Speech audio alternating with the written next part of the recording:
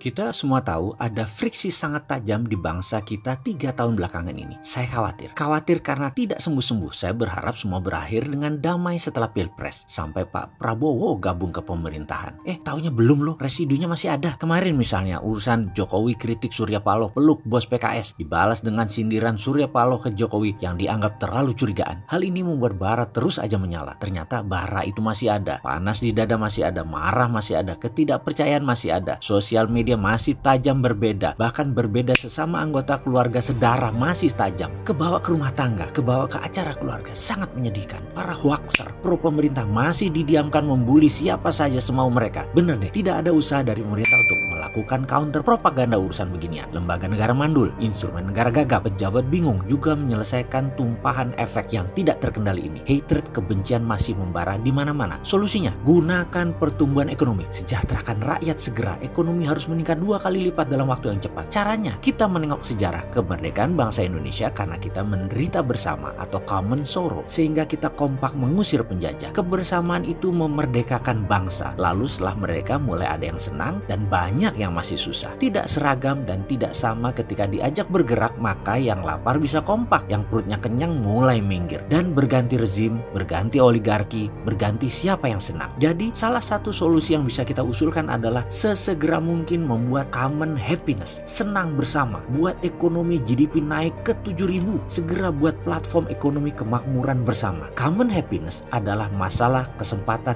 usaha swastanisasi, karena saat ini ekonomi mayoritas dikuasai kaum minoritas. Ini berbahaya. Sebentar, jangan takut ya warga WNI keturunan yang minoritas. Anda hanya 4%, tapi pegang 60% ekonomi Indonesia. Jangan takut, kita nggak akan mengambil hak Anda. Hanya kami minta semua kekayaan Anda jangan ada ditaruh di luar negeri. Begitu ada yang taruh di luar negeri, ya usahakan balik deh ke Indonesia tunainya. Kalau nggak balik nanti paspor Anda akan dirobek loh. Anda akan jadi stateless, tak bernegara. Silahkan cari negara lain dan jangan usaha di Indonesia juga ya. Bagaimana wahai pejabat? Ide robek paspor ini terlalu sontoloyo ya? Ini bukan ide saya, ini ide pemerintah Cina untuk menekan para pengusaha nakal yang taruh uang di luar negeri. Jadi kalau duit kalian balik ke Indonesia, kalian memang saudara. Kalau tidak, ya jadi tahu aja nasionalisme kalian di mana. Lalu program nasionalisasi swasta itu bagaimana? Program nasionalis swasta ini sebenarnya program pro swasta dan UKM. Ini bukan masalah pri dan non pri, keturunan non keturunan, bukan. Sekali lagi bukan, ngapunten, bukan. Sudah hilang kata-kata non pri dan pri itu. Bagi saya siapa saja pemegang paspor hijau berlogo Garuda Pancasila adalah saudara saya sebangsa, sedarah, setanah air. Saya bukan pemberi label. Maaf, kepada siapa yang bersumpah setia pada merah putih dan terbukti loyal, itu saudara kita, sebangsa, setanah air. Tetapi ada fakta dalam keberhasilan ekonomi adalah 20% manusia Indonesia menguasai 80% kekayaan nasional, dan ada 4% manusia di Indonesia menguasai 60% kekayaan nasional. Jujur, saya nggak akan tanya yang 4% itu asalnya dari mana. Titik. Saya nggak akan bahas, walaupun kita tahu mereka kebanyakan adalah WNI keturunan. Yang saya bahas adalah bagaimana agar yang 96% setidaknya bisa meningkat derajatnya 4-5 kali lipat segera. Caranya gampang, gunakan strategi penyeimbang. Cari pengusaha tangguh dari tingkat nasional, provinsi hingga kabupaten. Bukan pemain lama, harus pemain baru dan diberi fasilitas. Mereka dikasih fasilitas standby loan misalnya, atau kemudahan berbisnis tanpa embel-embel izin yang panjang. Misalnya skala nasional, pilih 10 pengusaha setiap tahun selama 5 tahun jadi ada 50 orang dan beri fasilitas standby loan sampai 10 triliun per kelompok tersebut. Begitu mereka membeli atau membangun atau mengembangkan, baru sebagai counterpartnya aset tersebut dipegang bank. Percaya saya, ekonomi tumbuh cepat karena swasta lebih pandai berbisnis. Lalu setiap provinsi pilih 3-5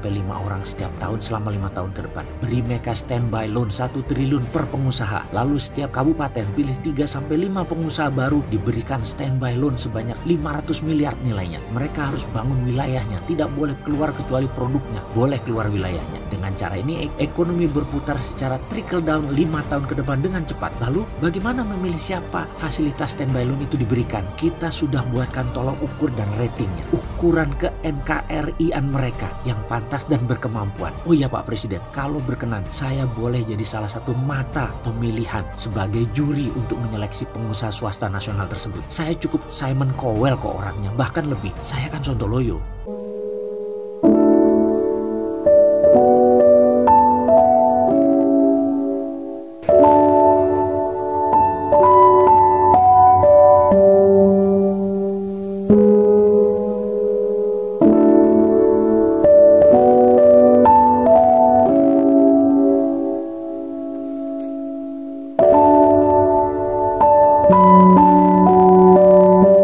Kemerdekaan ini tidaklah didapat dengan mudah.